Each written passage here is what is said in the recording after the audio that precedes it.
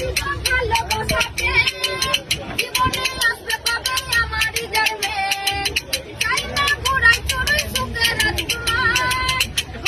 Social মিডিয়াতে মুরগি dance, ছাগল ড্যান্স, বৌদিদের অনেক ধরনের ড্যান্স দেখেছি এই সোশ্যাল মিডিয়াতে। পশ্চিমবাংলার বৌদিদের ভাই, রাশিয়ান বৌদির মতন। আর এই প্রথম কোনো মায়ের গান দেখলাম। সত্যি বলছি, শতকোটি প্রণাম আমার তরফ থেকে এই মাকে, শতকোটি প্রণাম।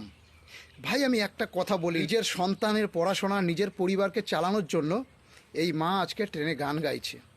কিন্তু অনেক মানুষ আছে যাদের কাছে গান করার পরে না টাকা চাইতে যাবে, তারা বলবে নেই ভাই নেই, কথাই বলে না। এমন মানুষ আছে, তারা কথাই বলে না, কিন্তু যারা টাকা দেয় না তাদেরই গিয়ে বলো যে ভাই অমুক জায়গায় নেহা কক্কর এসেছে, শ্রেয়া ঘোষাল এসেছে, কুমার শানু এসেছে, চল রাশিয়ান বৌদি এসেছে। এই মালগুলোই, যারা টাকা দেয় না সেই মালগুলোই দেখবে 10,000 টাকার টিকিট কেটে সিঙ্গারদের দেখতে যাবে। কিন্তু এই মা রিয়েলি তার সামনে দাঁড়িয়ে গান করছে, এই মানুষটা ভালোভাবেই জানে এই মহিলা কেন গান গাইছে।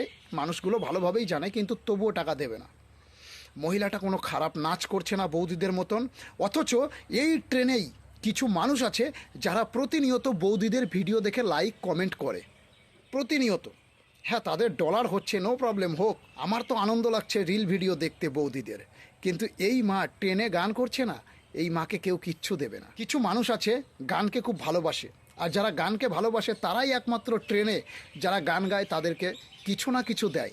এই যেমন আমি প্রচণ্ড গানকে ভালোবাসি, আর সেই কারণে আমার সামনে ট্রেনে ছেলে অথবা মেয়ে যেই গান করুক না, আমি কিছু না কিছু তাদের দিয়ে থাকি। এই মাকে কেউ সম্মান দেবে না, অথচ শ্রেয়া ঘোষাল, কুমার শানু সকলকে সম্মান দেবে, সকলকে 10,000 টাকার টিকিট কেটে দেখতে যাবে।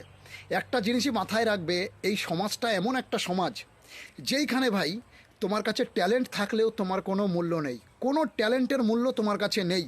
তুমি যতক্ষণ না তোমার ট্যালেন্ট দিয়ে টাকা কামাতে পারবে ততক্ষণ তোমাকে কেউ সম্মান করবে না।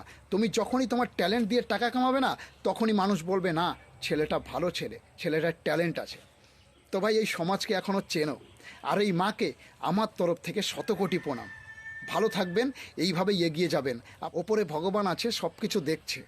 একদিন অবশ্যই আপনি আপনার কর্মের ফল পাবেন।